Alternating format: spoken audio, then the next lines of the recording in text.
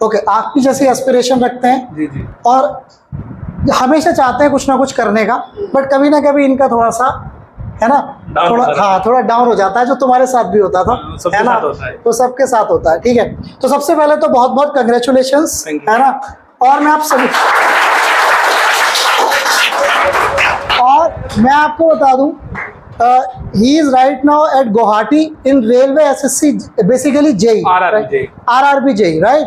तो पॉइंट ये है कि भाई he is junior engineer there, और ये बहुत बड़ी पोस्ट होती है, मैं आपको क्लियर कर दूं, वन ऑफ द बेस्ट। बाकी तो ये आपको बताएंगे ही बताएंगे।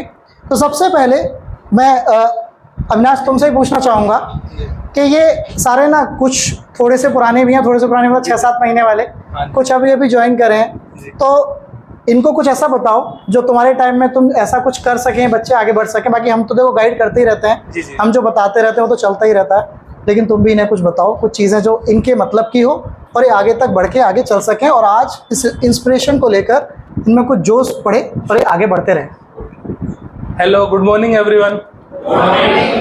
कैसे हैं आप सभी?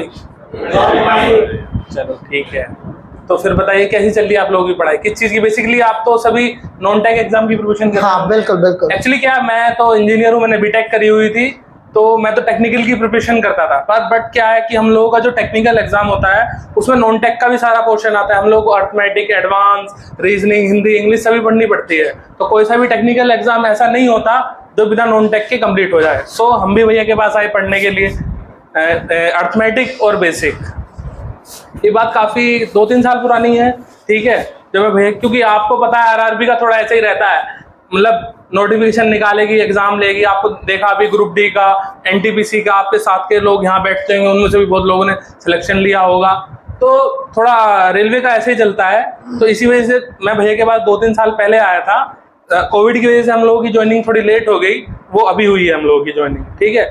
ऑलमोस्ट 1 ईयर हो जाएगा, नवंबर में हुई थी हम लोग, जुलाई में लास्ट हमारा रिजल्ट आया था, देन आफ्टर नवंबर में हम लोगों की ज्वाइनिंग हुई, ठीक है। अब मैं आपको बता देता हूँ, बेसिकली आप चाहे टेक्निकल हो चाहे नॉन टेक, पढ़ने का तरीका सेम है सबका, मतलब पढ़ोगे दिमाग में घुसेगा जब भी कुछ कर पाओगे। तो फर्स्ट ऑफ ऑल आपको बताता हूँ, आप लोग में से कुछ बच्चे ऐसे आते हैं कि भैया सीधा भैया के पास आएंगे, भैया हम लोगों को ये एग्जाम की प्रिपरेशन करनी है और पढ़ा दो और हमारा सिलेक्शन करा दो। तो ऐसा तो होता नहीं है, ठीक है ना। तो जो भी भैया पढ़ाए, बेसिकली एक प्रॉपर ये जो बुकलेट होती है, कोर्स का जितना भी होता है कंटेंट, जो सिलेबस होता है, उसे आप अच्छी तरह पढ़िए। जितना भी स्पान पीरियड है उसका कंप्लीट होने का, 2 मंथ, 3 मंथ, 4 मंथ, उसे कंप्लीट कीजिए तसल्ली से यहाँ से बैठ के। हड़बड़ी भी बिल्कुल मत बचाइए कि आज कोचिंग ज्वाइन करी और कल को कोई फॉर्म आया उसे भर दिया और उसका एग्जाम देने के चले फिर आके रोने लगे हमारा सिलेक्शन नहीं हुआ। ऐसे सिलेक्शन नहीं होता। पहले फर्स्ट ऑफ ऑल क्या करिए, जो भी सिलेबस है आपका उसे कंप्लीट करिए तमीज में, मतलब एक एक चीज, प्रो एंड कॉन्सेस, मतलब कहाँ आपका वीक पॉइंट है। टाइम एंड वर्क हो गया, किसी का प्रॉफिट एंड लॉस कमजोर है, किसी का बॉट एंड स्ट्रिंग कमजोर है, तो आप बेसिकली पहले सब कुछ पढ़ लीजिए भैया से। वो कोई भी सब्जेक्ट हो सकता है, मैथ, हिंदी, इंग्लिश, ठीक है, सब कुछ उसे अच्छी तरह पढ़िए और उसे एकदम जैसे कहते हैं ना घोट के पी जाना, इस तरीके से। तो पूरा सिलेबस को अच्छी तरह पढ़िए भैया से, 5-6 महीने उस पर टाइम लगाइए, प्रैक्टिस सेट करिए, पीवाईक्यू करिए लास्ट ईयर के जितने भी, मतलब आपके टिप्स पे आ जानी सब चीज चाहिए, टेस्ट सीरीज लगाइए। तो ये बेसिकली आपके लिए अच्छा रहेगा। तो इस तरह तैयारी होती है। तो कभी भी हड़बड़ी में काम मत करना कि अभी हमने प्रिपरेशन करी, भैया के पास आए, भैया ने सिलेबस कंप्लीट करा दिया और हमारा सिलेक्शन हो जाएगा। एक चीज मेरे को, बस एक चीज यहाँ पे मैंने पकड़ी इसकी, छोटी सी बात, तमीज में पढ़ाई। किसमें पढ़ाई? तमीज में। तमीज का मतलब अगर आप जान के हर चीज़ में, चाहे वो बात करने का तमीज़ हो, चाहे पढ़ने का एक तमीज़ होता है, तो अगर आप वो कर रहे हैं तो मुझे नहीं लगता कि सिलेक्शन बहुत दूर होने वाला है। रिवीजन भैया पढ़ा रहे, जाके किताब फेंक दी, कल को उठ के फिर आगे टेस्ट भैया लेते हैं रेगुलर, टेस्ट नहीं दे रहे हो आप टेस्ट में बैठो, 0 मार्क्स सारे आते हैं, एक क्वेश्चन तो सोल्व होगा कम से कम। कुछ तो वहां बैठ के जब दिमाग लगाओगे, एग्जाम रूम में बैठ के ऑटोमेटिकली आपका दिमाग चलेगा। आप टेस्ट सीरीज ज्वाइन नहीं करते हो यहाँ पे टेस्ट, और वहां पे एग्जाम में जाके बैठ जाते हो, वहां दिमाग चलता नहीं आप लोगों का। तो यहाँ दिमाग चलाओगे जब जाके कंप्यूटर में बैठ के दिमाग चलेगा। हाँ, तो यही धीरे धीरे प्रोसेस होती है। तो तुमने भी बहुत सारी चीजें हर्डल्स झेले, है ना। वैसे बच्चे वैसे काफी बेहतर हैं, टेस्ट भी काफी देते हैं, ऐसी बात नहीं है। नहीं, सभी नहीं होता है, हमें भी पता है। और कभी कभी थोड़ा हो जाता है, वो मैं भी समझ सकता हूँ, वो किसी के भी साथ होता है। लेकिन वो कम हो, मतलब अगर आप थोड़े हिल कम रहें बेहतर ज़्यादा चल रहे हैं तो ज़्यादा अच्छा होगा, है ना। तो ये एक बहुत ही सिंपल सी बात है कि मैं बोलूँगा कि पढ़ाई तो करनी है ना। भाई देखो सिंपल सी बात है कि अगर आपको समुद्र में अगर तैरना है, अगर आपको समंदर में तैरना है, तो सबसे पहले आपको दरियाओं में गोते खाने आना चाहिए ना। तो ये छोटे छोटे दरिया हैं जो आप रोज़ ये छोटे छोटे टेस्ट देते हैं, फिर आप समुद्र में भी जाएंगे तो आपको कोई दिक्कत का विषय होगा नहीं, आप आसानी से कर सकेंगे। तो अविनाश, अब ये तो बात हुई कि भाई ये होपफुली आप सभी को एक बार जोरदार तालियां हो जाएं भाई। ये तालियों की गूंज इस दीवारों को फाड़ के निकलनी चाहिए, एक और बार हो जाए, क्योंकि आप में से बहुत सारे बच्चे, मैं देख पा रहा हूँ बहुत सारे चेहरों को जो यहाँ पर इसी तरीके से मेरे साथ होंगे, और मैं चाहता हूँ कि आप बहुत जल्दी यहाँ पर आएँ और इसी तरीके से आप अपने पेरेंट्स और अपने घर की भी चीज़ों को आगे बढ़ाएं।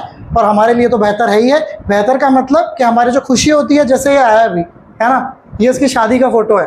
तो पॉइंट ये है कि जब ये भी आया, उस टाइम इसके पास बहुत जल्दी समय नहीं था, सगाई का। अच्छा हाँ, सगाई का। एक और बात देखो, नौकरी लगते ही सारे काम हो जाते हैं। तो सारी चीज़ें ऐसे ही हैं, बहुत जल्दी भी हो जाती है, लेकिन ठीक है, अच्छी बात है। अब भी बहुत छोटे छोटे भी हैं, अब हर तरीके से मूवमेंट चलता है, ठीक है। अविनाश, एक चीज़ और बताओ इन्हें, जैसे देखो ऐसा नहीं था कि तुम आते ही शुरुआत हो गई थी, है ना। कुछ चीज़ें ऐसे पढ़ाई में क्या होता है, ऐसे मेरे नोट्स तो आप पढ़ ही रहे थे, सारी चीज़ें कर ही रहे थे। पेपर में क्या ज़रूरी होता है, कॉन्सेप्ट ज़रूरी होते हैं, या फिर बस रट लो और वो सब चीज़ें ज़रूरी होती हैं, दो चीज़ें पर काम करते हैं। तो बेसिकली हर चीज़ का ना एक कॉन्सेप्ट होता है, वो पकड़ोगे ना तो सब चीज़ें बनती चली जाएगी, क्योंकि वेरियस टाइप के क्वेश्चन होते हैं, टाइप 1 टाइप 2, जैसे आप लोगों की बुकों में रहते हैं, उनसे कुछ नहीं होगा। आप सोचते हैं बुक लें, 3 बार लगा लें, 4 बार लगा लें, 10 बार लगा लें, उससे कोई मतलब नहीं है, ठीक है ना। तो जो कॉन्सेप्ट, उसके पीछे का जो तरीका है उस काम करने का, मतलब किस तरह चीज़ें हो रही हैं, वो समझोगे तो हर टाइप का बन जाएगा। थोड़ा फंसोगे, प्रैक्टिस करोगे, वो आ जाएगा। जो फंसा है वही तो आसमानों को चीरते हुए निकला है।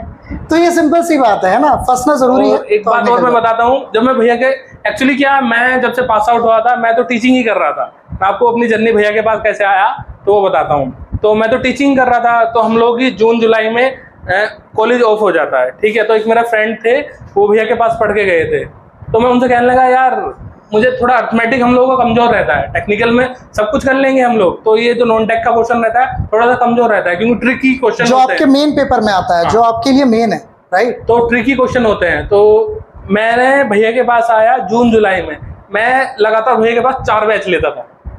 भैया को याद नहीं होगा, 8 से 12 बजे तक। नहीं, बिल्कुल लेते थे, याद। 2 अर्थमेटिक के, 2 एडवांस के, मैंने 1 महीने में सारा कोर्स कंप्लीट कर लिया था। तो ये वाली तो बात है। हाँ, तो कुछ बंदे ऐसे होते हैं कि यार टाइम नहीं मिला, ये नहीं मिला, वो नहीं मिला, ये एक्सक्यूजेस होते हैं। अब देखो, दूसरा आदमी नौकरी भी कर रहा है, मतलब जो भी जहाँ भी कर रहा है, पूरा टाइम भी दे रहा है, तो ये तो एक्सक्यूजेस होते हैं आपके पास कि मेरे सर आज तो मेरे पैर में दर्द हो गया। नहीं, यहाँ से गाँव देहात से कुछ आते जी, आज खेत में आज गेहूं कट रहे, आज एक गिर रहा, आज ये हो रहा। हाँ, ये भी ऐसे बहुत होता है, पर्ची गिर रही, ऐसे भी बहुत बेचारे आते होंगे इधर हमारे गाँव में आते, तो ऐसे बहाने मत बनाया करो भाई। हाँ, ऐसे बहानेबाजी से कुछ नहीं होने वाला। और देखो बहाने, ये सिंपल सी बात है कि अगर मैं देखो, बहाने बनाने को तो कोई हम बना सकते हैं, मन बहुत करता है बहाने बनाने का, अब लेकिन उसका कोई फायदा नहीं होगा ना। एट द एंड आप सालों दर साल ऐसे ही घूमते रहेंगे। और एक और बात बताता हूँ भैया की, मैं आपको लास्ट टाइम जब मैं भैया के पास पढ़ के चला गया, देन आफ्टर RRB JEE का नोटिफिकेशन आया साल के लास्ट में, तो 3-4 मंथ ही बाकी थे, तो मैं भैया के पास आया। उस टाइम पे ना मेरी मेंटल कंडीशन ठीक नहीं थी। और इमोशनली ये प्यार व्यार बहुत सब चीजें होती है, तो उस टाइम पे ना मतलब मैं पढ़ नहीं पा रहा था, बिल्कुल बेकार, मतलब पढ़ने मन ही नहीं लगता था सब। चलो मैं नहीं बोलना चाह रहा था, लेकिन अब तुमने ही बोल दिया। नहीं, मैं बता देता हूँ, भैया से आप पढ़ने के अलावा सब तरीके की बात कर सकते हैं। नहीं देखो, बात सुनो, तो ये सभी के साथ होता है, ये बात किसी के साथ भी हो सकती है।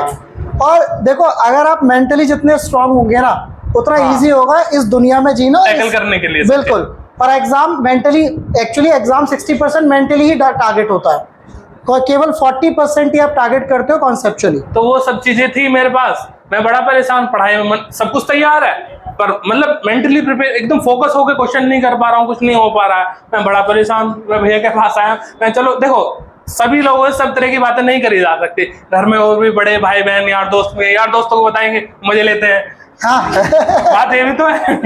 तो फिर मैं उनसे हिम्मत करके मैंने भैया से पूछा तो भैया ने मुझे गाइड करा, अच्छे से समझाया, और हार्डली प्री के मतलब जो इसका प्री था, फर्स्ट स्टेज का एग्जाम होता है, 15 डेज बाकी थे ओनली।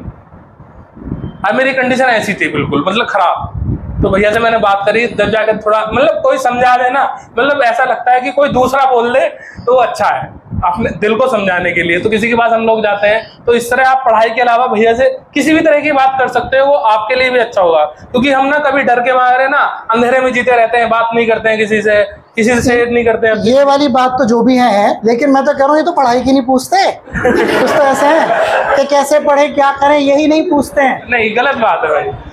कुछ मतलब मैं कुछ की बात नहीं कर रहा, बट कुछ ऐसे हैं कि वो यही मोस्टली यही है कि वो ये पढ़ाई में चीज़ें नहीं समझ में आ रही वो पूछो, ये सब चीज़ें भी हो जाएंगी। मैंने बोला ना, मैं उनसे हमेशा बोलता हूँ कि ऐसे बड़े ब्रदर मैं हूँ, सर है ना, आप पूछा करो। क्योंकि लाइफ में देखो ये जो आपका फील्ड है ना, ये बड़ा ऐसे वाला है, ऊपर जाएगा फिर नीचे जाएगा।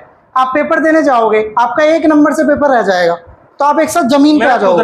0.25 से 1 से मेंस में 2-3 ये जो एसएससी इसमें रहा है। अब की बार हो गया था, पर रेलवे ज्वाइन कर लिया मैंने, मुझे बीआरओ मिला था, तो मतलब आधा 1 नंबर से रहा। और ये जो मेरा आरआरबी जाएगा, इसमें भी थोड़ा कोविड की वजह से उससे पहले ही ज्वाइनिंग हो जाती, कोविड आ गया, अब मैं बैठा रहा, फिर भी प्रिपरेशन मैं कर ही रहा था।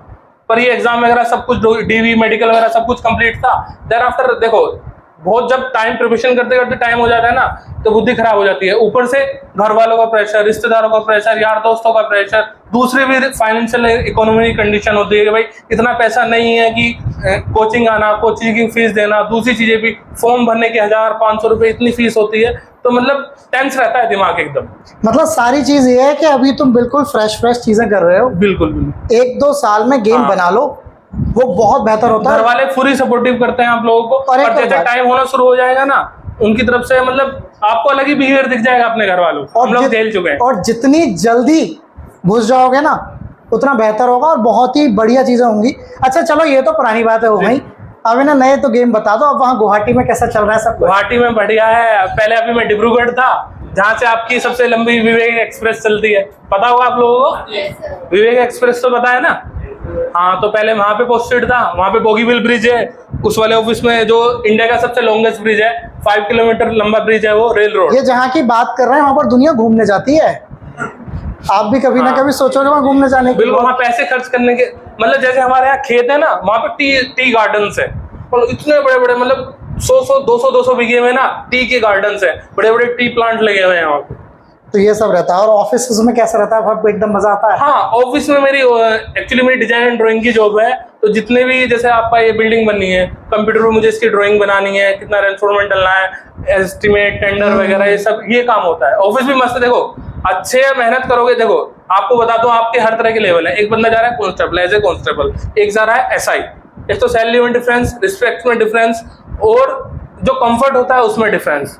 अभी मेरी आपको मैं बता दूं अपनी टाइमिंग, 10 बजे से मेरा ऑफिस है 1 बजे तक, फिर 1 से 3 लंच है, 3 से 5 ऑफिस है, बस इतनी जॉब है। सैटरडे संडे मेरा ऑफ है, और दूसरे हॉलीडेज अलग है। मतलब जितना अपर लेवल पे चले जाओगे ना, कंफर्ट बढ़ता चला हाँ, तो कंफर्ट बढ़ता चला जाएगा। लाइफ में इतना हैसल नहीं रहेंगे। नहीं समझ में आई बात? जितना आप अपर लेवल की जॉब की तरफ जाओगे, अगर छोटे में भी घुस रहे हो तो डिपार्टमेंट की तरफ करो। हाँ, छोटे में भी घुस रहे हो तो डिपार्टमेंट की तरफ से ऊपर जाने की कोशिश करोगे, है ना? तो रुकना नहीं है, चलते रहना है, हर चीज को आगे बढ़ाते रहना है। चलो, तो सब इनके साथ एक बढ़िया सा करते हैं, है ना? फोटो वोटो कर लेते हैं, और एक बार जोरदार तालियां हो जाए। और YouTube पे आप सभी को तो सब दिख ही जाएगा, आप दोबारा भी देख सकते हैं, चीज़ें समझ सकते हैं। जो YouTube पर हमें देख रहे हैं भाई, ये अविनाश है, इसका पहले भी मैंने फोटो डाला था। बाकी आप जुड़े हुए हैं ही हमसे, बाकी चीज़ें आगे चलती रहेंगी।